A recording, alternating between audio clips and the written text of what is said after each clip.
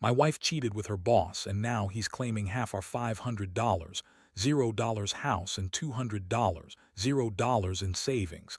I just found out she's been lying about everything for years. Hello, everyone. Dear listeners, please share your thoughts in the comments section below. And don't forget to like, share, and subscribe. Now, let's begin the video.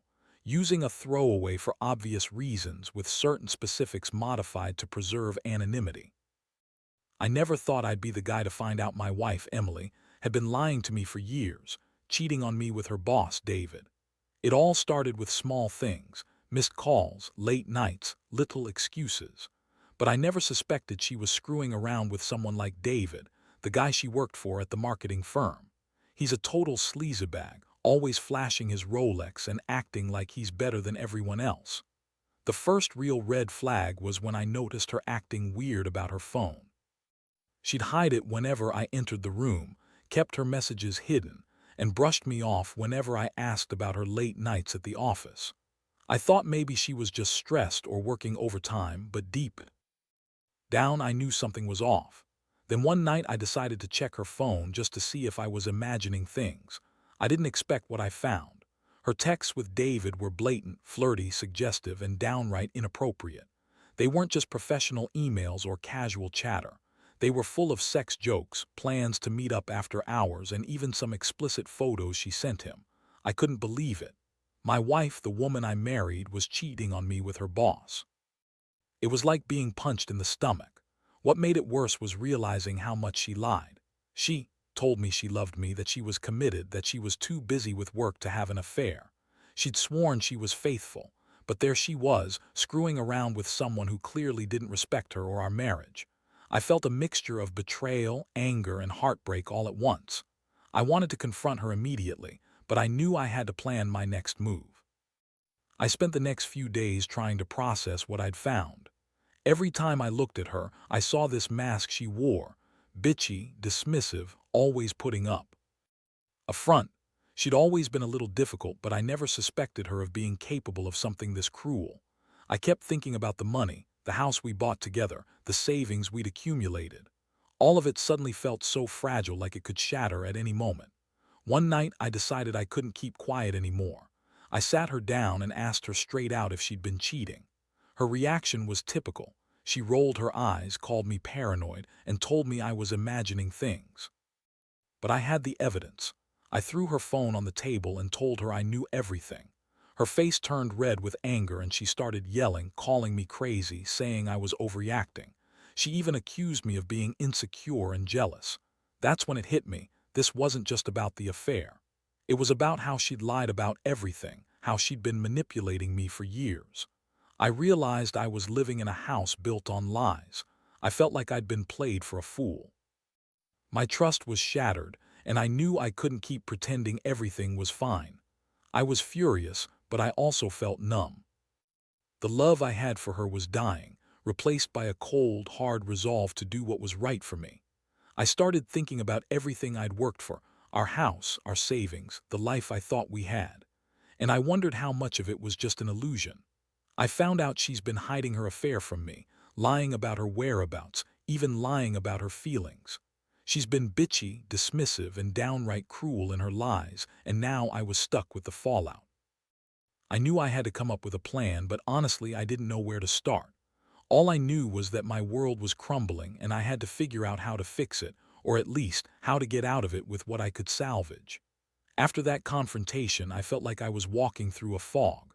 My mind kept circling back to everything I'd uncovered, her secret texts, the late nights, the lies she told me about her feelings. I couldn't sleep, couldn't focus at work. All I kept thinking was, how long had she been cheating? Was it just David, or was there more? I started digging into her phone, her bank accounts, even her social media. I needed to know exactly what I was dealing with. One thing led to another, and I found out she'd been sneaking money out of our joint savings account for months. Small amounts at first, just a few hundred here and there, probably for her little secret dates. Then recently she'd withdrawn a large chunk, $20, probably to meet David somewhere or buy him something. I couldn't believe she'd been that reckless. I'd always trusted her with our money, and now I saw how easily she'd been spending it behind my back. It was like everything was unraveling at once. I started to feel angry but also helpless. I knew I had to do something, but what? I wasn't naive. I knew she'd be good at spinning stories, at lying her way out of anything. But I also realized I couldn't just sit around and wait for her to come clean or for her to leave quietly. I had to be smart about this. If she was hiding money, hiding her affair, what else was she hiding? I decided I needed to get legal advice, find out what my rights were, and prepare for the worst. I also started noticing her attitude shift. She became more bitchy, more dismissive. Every conversation turned into an argument. She'd say I was paranoid, that I was overreacting. She accused me of not trusting her, of being insecure, but I knew better. I'd seen the messages, the bank statements, the secret emails. I wasn't paranoid, I was awake. And I was furious that she'd lied to me for so long, that she'd played me like a fool. I felt betrayed on every level. Meanwhile, she kept up her act of innocence, acting like she was the victim. "You're overreacting," she'd say. "You're crazy for accusing me of cheating." But I saw through her. She was trying to gaslight me, make me doubt myself. That only fueled my resolve. I realized I couldn't trust her anymore, not even a little. The woman I married, the woman I thought I knew, was a complete stranger hiding a web of lies. I decided I had to confront her again, but this time with a plan. I wanted her to admit everything. I needed her to confess, either voluntarily or because I had enough evidence to force her. I sat her down again, this time with a lawyer's number saved on my phone. I told her I knew about the money, the affair, everything. Her face flickered with a mixture of rage and fear. She tried to deny it, of course, but I pulled out the bank statements and the texts I'd printed. Her eyes widened and she looked like she'd just been caught in a trap. Her reaction was classic. She started yelling, calling me crazy, saying I was stalking her, that I was just insecure. She told me I was ruining her reputation, that I was destroying our marriage over stupid accusations. But I wasn't stupid. I knew her game now. I saw how manipulative she could be, how she'd spun her lies so well that I'd almost believed her. But not anymore. I was done. I told her I was going to take legal action, that I'd stake my claim on the house, the savings, everything we'd built together. The fallout was immediate. She stormed out of the house that night, screaming and throwing things. I was left sitting there, holding the evidence I'd collected, feeling the weight of everything crashing down on me. The house, the money, the trust, all of it was now in question. I knew she'd try to spin her version of events, but I was ready. I'd already made some calls to a lawyer and I was preparing for what was coming next. Honestly, part of me felt numb. I'd been blindsided, but I also felt a strange sense of clarity. I realized I'd been living in a fantasy, believing that we had a genuine, honest relationship. Turns out, she'd been lying and cheating for years, probably even before we got married. That realization hit hard. The betrayal wasn't just about the sex with David, it was about the years of deception, the lies about our future, the money, the fake happiness. I was hurt, but I also knew I had to stand up for myself now. No more pretending everything was okay. No more turning a blind eye. It was time to fight for what I deserved, my house, my savings, my dignity. Over the next few days, everything escalated faster than I expected. I started digging into legal options, speaking with a lawyer who specialized in divorce and asset claims. The more I learned, the clearer it became that Emily's lies weren't just about the affair, they were about hiding assets, manipulating the situation to her advantage. She's always been good at lying, but now I saw how deep her deception went. She'd been spending our savings on David, probably planning to leave me once she got her footing. One thing that really set me off was discovering her plans to try to claim half of the house. Our house. We'd bought it together, yes, but I was convinced she was trying to leverage the affair and her manipulative attitude to get a bigger share. I wasn't going to let her do that. I had proof of the joint savings, the mortgage payments, the fact that we'd both contributed equally. But I knew in a divorce she'd spin it however she wanted if I didn't act fast. While I was gathering evidence, she threw a fit, of course. She's a master at playing the victim. She accused me of being paranoid, jealous, insecure, like I was the crazy one. She told friends I was stalking her, that I was tearing our marriage apart for no reason. But I didn't care anymore about her lies. The truth was right there in front of me, and I had enough to fight back legally. One night she came home drunk, slamming doors and yelling at me. She told me I was ruining her life, that I was a controlling asshole who didn't understand her needs. She threw around accusations about how I was holding her back, how she deserved to have her own money and her own happiness. I just sat there, silent, watching her manipulate every situation. I knew she'd been planning this, probably seeing how far she could push me before I snapped. The most surprising part was that she kept insisting she was the victim, that she'd been forced into her affair, that David was just a distraction from a boring marriage. She told me I was a terrible husband, that I didn't satisfy her anymore, that I was too controlling. I wanted to scream at her. How dare she blame me for her choices? How dare she call me insecure when she's been lying right to my face all these years? But I kept my cool because I knew I needed proof, and I needed to be smart about this. In the middle of all this chaos, I also discovered she'd been lying about her career ambitions. She told me she wanted to start her own business someday, that she was working on a plan. Turns out, she'd been using her work hours to meet David, to go on secret dates, and to hide her affair. She'd even lied about her whereabouts on days I knew she was with him. The more I uncovered, the angrier I got. I realized how much she'd been manipulating me, how much she'd been lying just to keep her affair hidden. I decided I needed to confront her again, with everything laid out on the table. I told her I had enough evidence to prove her infidelity, her financial deception, and her betrayal. I warned her that she wouldn't get away with it. That's when she finally cracked. Her bitchy attitude turned into tears, then into furious yelling. She yelled that I was ruining everything, that I was a control freak, that I was just jealous because she was more successful than me. I told her she was full of shit, that I knew the truth, and that I wasn't going to let her manipulate me anymore. That night she packed a bag and left, slamming the door behind her. I sat there in silence, staring at the empty doorway, feeling a strange mix of relief and despair.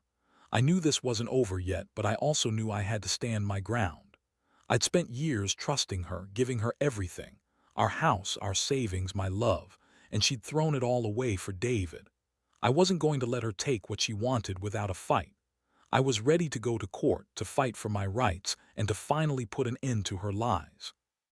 As I looked around the house, I realized how much of my life I'd wasted on her. All the little lies, the dismissive attitude, the manipulations, they'd all been part of her game, but I also knew I'd grown stronger because of it. This betrayal had opened my eyes. I was done being the naive husband who turns the other cheek. I was going to make sure I got what I deserved. My house, my savings, my dignity. And I was never going to let her manipulate me again. The days that followed were a blur of legal calls, meetings with my lawyer, and trying to piece my life back together. Emily's sudden departure left me feeling hollow, but at the same time, I knew I couldn't let her walk all over me. She thought she could cheat, lie, manipulate her way out of this mess, but I was determined to stand my ground. The evidence I had was solid: texts, bank statements, her own admissions, and her financial lies. I wasn't just fighting for the house or the savings. I was fighting to reclaim my dignity. One thing I learned quickly was how much Emily was trying to spin her side of the story. She was calling friends, telling them I was controlling and paranoid, making herself look like the victim. I heard from a mutual friend that she claimed I was abusive, that I was overreacting, and that she deserved half of everything because she was married to me for so long. That made my blood boil. She's always been good at twisting facts, but I knew better. I had the proof, and I was ready to fight her lies with the truth. I also started to realize how much her attitude had shifted. She'd become bitchy, dismissive, almost cruel. Every time I tried to talk to her about the situation, she'd brush me off or accuse me of being insecure. She'd say I was jealous of David, jealous of her success, jealous of her happiness. That was laughable. The truth was I was hurt, deeply hurt by her betrayal. But I also realized her attitude was just another way to control the narrative, to make herself look innocent. She was playing the victim and I was the bad guy. Meanwhile, I was preparing for the worst. I had already scheduled a court date to protect my assets. I was determined to get a fair share of the house and the savings, but I also knew it wouldn't be easy. Emily had a way of twisting everything in her favor, and I had to be ready for her to make false claims or to try to hide money. I started documenting everything, her calls, her whereabouts, her spending. The more I collected, the more confident I felt that I was on the right track. One night, I decided I needed to confront her again, this time with everything laid out, no more hiding. I sent her a message, telling her I knew about her lies, her affair, and the money she'd stolen from us. I told her I was done playing games and that I was filing for divorce. Her response was immediate. She called me crazy, accused me of stalking her, and told me I was destroying her life. But I didn't care. I knew the truth and I had the proof. The next day, I went to see my lawyer to finalize the paperwork. It was a nerve-wracking process, knowing that this was the beginning of the end of what I thought was my marriage. I kept thinking about everything we'd built, our house, our savings, and how much of it was now at risk because of her lies, but I also felt a strange sense of relief. I was finally taking control. I wasn't going to let her manipulate me or take what she wanted anymore. While I waited for the court to process everything, Emily tried to contact me a few times. She'd send angry texts accusing me of ruining her life, claiming I was the one who betrayed her. I didn't respond. I knew her game. She was trying to guilt-trip me into backing down, but I was done. I'd made my decision. I was going to fight for my rights, for my house, for my savings, and for my own peace of mind. Looking back now, I realize how much I underestimated her. For years, I thought I knew her, but she was just a master manipulator. The woman I married turned out to be someone I barely recognized. But I also learned I was stronger than I thought. I'd faced betrayal, deception, and outright manipulation, and I was still standing. I knew this wasn't just about the money or the house. It was about reclaiming my life from someone who had lied and cheated her way through it. And I was determined not to let her win. The court date finally arrived, and I went into that courtroom feeling a mix of anger, resolve, and exhaustion. Emily showed up with her usual bitchy attitude, trying to look innocent but failing miserably. She was wearing her "I'm the victim" face, but I saw right through it. My lawyer laid out all the evidence, texts, bank statements, her own admissions, and I could see her start to sweat a little. She knew she was cornered.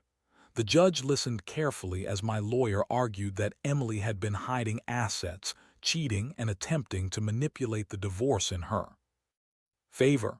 We presented the proof of her affair, the stolen savings, and her efforts to claim half the house, despite the fact that we purchased it jointly and I'd contributed just as much as she did. Emily's lawyer tried to spin it, claiming she deserved a bigger share because she contributed emotionally or some nonsense, but the judge wasn't buying it. I felt a strange sense of relief as I watched her squirm under the weight of the evidence. The judge was clear. The house was to be split fairly, and Emily's attempts to claim more would be rejected. The judge also ordered her to pay back the stolen savings, $20 plus interest. I couldn't help but feel a small victory. I'd fought hard, and finally the truth was starting to come out. But the real shocker was when the judge asked Emily directly about her affair with David. She hesitated, then finally broke down and admitted it. She said she regretted it, but her tone was dismissive and bitchy. She claimed she was confused and stressed, and that it didn't mean anything.